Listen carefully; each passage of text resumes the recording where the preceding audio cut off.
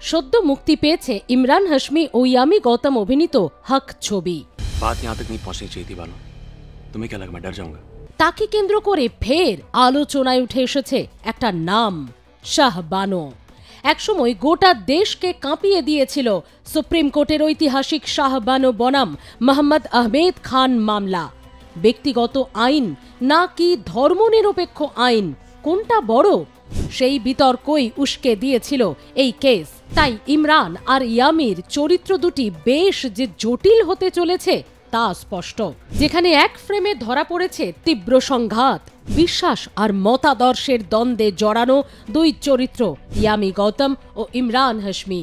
শাহবানো মামলার ছায়ায় নারী অধিকারের এক তীব্র ও চিন্তা জাগানো লড়াইয়ের কথা বলবে এই হক ছবি। জঙ্গলি পিকচার্স প্রযোজিত এবং সুপর্ণ এস ভার্মার পরিচালনায় কোর্ট রুম ড্রামা হক সিনেমাটি সম্প্রতি মুক্তি পেয়েছে, যেখানে ইয়ামি গৌতম হচ্ছেন শাহবানো। তার চরিত্রের নাম রাখা হয়েছে শাজিয়া বানো। অন্যদিকে ইমরান হাশমি অভিনয় করছেন দ্বৈত চরিত্রে, একদিকে স্বামী আব্বাস, অন্যদিকে আদালতের প্রতিপক্ষ আইনজীবী। হকের গল্পের শিকড় জড়িয়ে রয়েছে ভারতের আইন ব্যবস্থার ইতিহাসের সঙ্গে, এক ঐতিহাসিক সুপ্রিম কোর্টের রায়ের সঙ্গে, যা বদলে দিয়েছিল ব্যক্তিগত আইন আর ধর্মনিরপেক্ষ আইনের ভারসাম্যের চিত্রটা। ইতিহাস যে আসলে অতীত মাত্র নয়, সে কেবলই বয়ে চলে সময়ের কিনারে, তা যেন প্রমাণ হয়ে গেল আরও একবার। এই প্রজন্মের কাছে হয়তো শাহবানোর নামটা অতটা পরিচিত নয়, কিন্তু গত শতকের ৮-এর দশকে যারা প্রাপ্তবয়স্ক তাদের স্মৃতিতে নিশ্চয়ই রয়ে গিয়েছে সবটা। জিগনা ভোরার বানু ভারত কি বেটি নামের বই থেকে হকের কাহিনী গ্রহণ করা হয়েছে। ছবির প্রেক্ষাপট খুঁজতে গেলে আমাদের অবশ্যই জানতে হবে, ফিরে দেখতে হবে শাহবানো মামলা।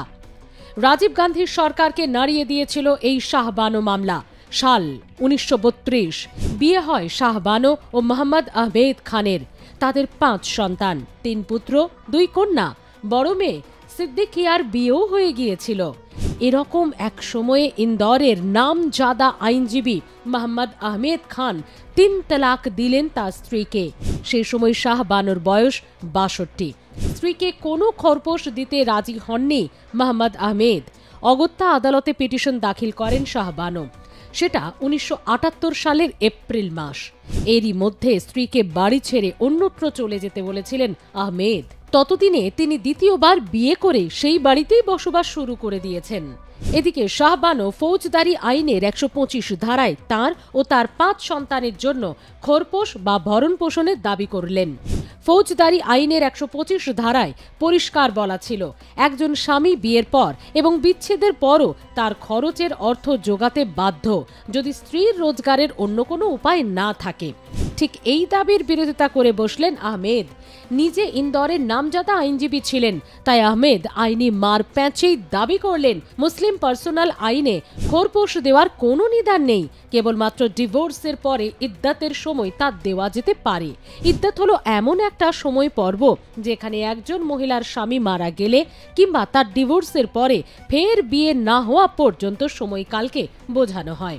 বিভিন্ন ক্ষেত্রে ইদ্দাতের সময় নির্দিষ্ট করা, তবে সাধারণত সেটা ৩ মাসের বেশি লম্বা হয় না।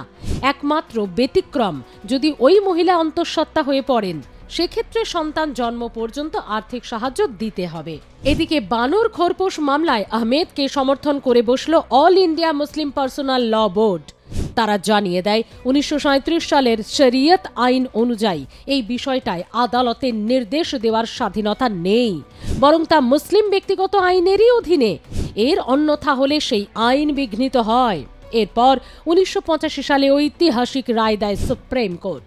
শীর্ষ আদালত জানিয়ে দেয়, সমস্ত ধর্ম নির্বিশেষে ১৯৭৩ সালের ফৌজদারি আইনের ওই ধারাটি সমস্ত ভারতীয়র জন্যই প্রযোজ্য। তৎকালীন প্রধান বিচারপতি ওয়াই.ভি. চন্দ্রচূড় শাহবানোকে ভরণ পোষণের নির্দেশ দেওয়া হাইকোর্টের সিদ্ধান্তকেই বহাল রাখেন। পাশাপাশি সুপ্রিম কোর্ট ভরণ পোষণের পরিমাণ আরও বৃদ্ধি করে দেয়। শাহবানো মামলাকে এদেশের ন্যায় ক্ষেত্রে এক মাইল ফলক হিসেবেই এখনো পর্যন্ত ধরা হয়। গণতান্ত্রিক এবং ধর্মনিরপেক্ষ একটি দেশে এমন রায়ের গুরুত্ব যে অপরিসীম তা বলার অপেক্ষা রাখে না। কিন্তু ঘটনার সেখানেই তো শেষ নয়। 1986 সালে পাশ হয় মুসলিম মহিলা বা তালাকের সুরক্ষা আইন। এই আইনে শাহবানো মামলার সিদ্ধান্ত বাতিল হয়ে যায় এবং সেখানে ফের পুরনো কথা ফিরিয়ে এনে বলা হয় কেবলমাত্র ইদ্দাতের সময়ই কেবল ভরণ পোষণ দিতে হবে।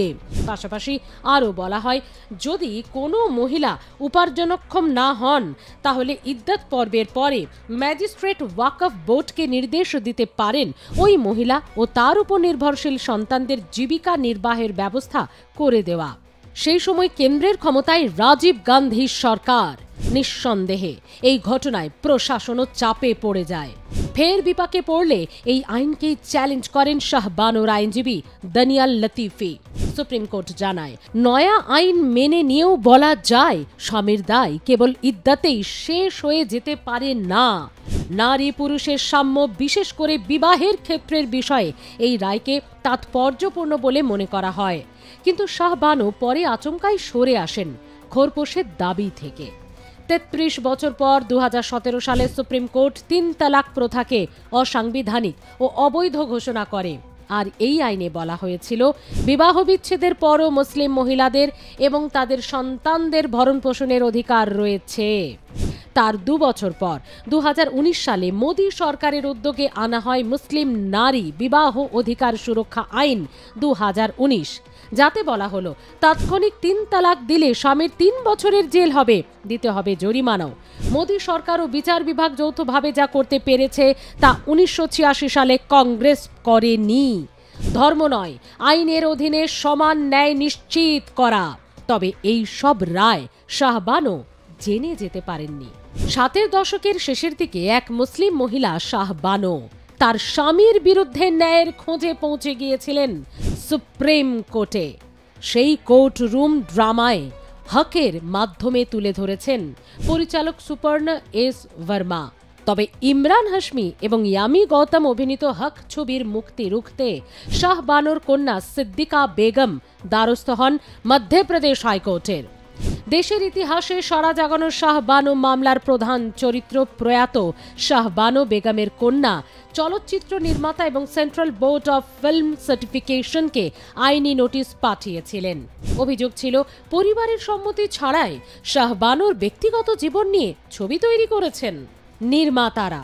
ছবি মুক্তির পাশাপাশি প্রচারও বন্ধ রাখার নোটিশ দেওয়া হয়েছিল, তবে সেই আবেদন নাকচ করে দেয় মধ্যপ্রদেশ হাইকোর্ট। এদিকে হক ছবি মুক্তি পাওয়ার আগেই ঝড় তোলে ট্রেলার রিলিজের পর সোশ্যাল মিডিয়ায় দর্শকরা বলেছেন ইয়ামি ট্রান্সফরমেশন অসাধারণ এবং এটি পাওয়ারফুল সোশ্যাল ড্রামা। ট্রেলারটিও ইউটিউবে দ্রুত ভাইরাল হয়। 7 নভেম্বর মুক্তি পাওয়ার পর হক বক্স অফিসে মিশ্র প্রতিক্রিয়ার মধ্য দিয়ে এগিয়ে চলেছে।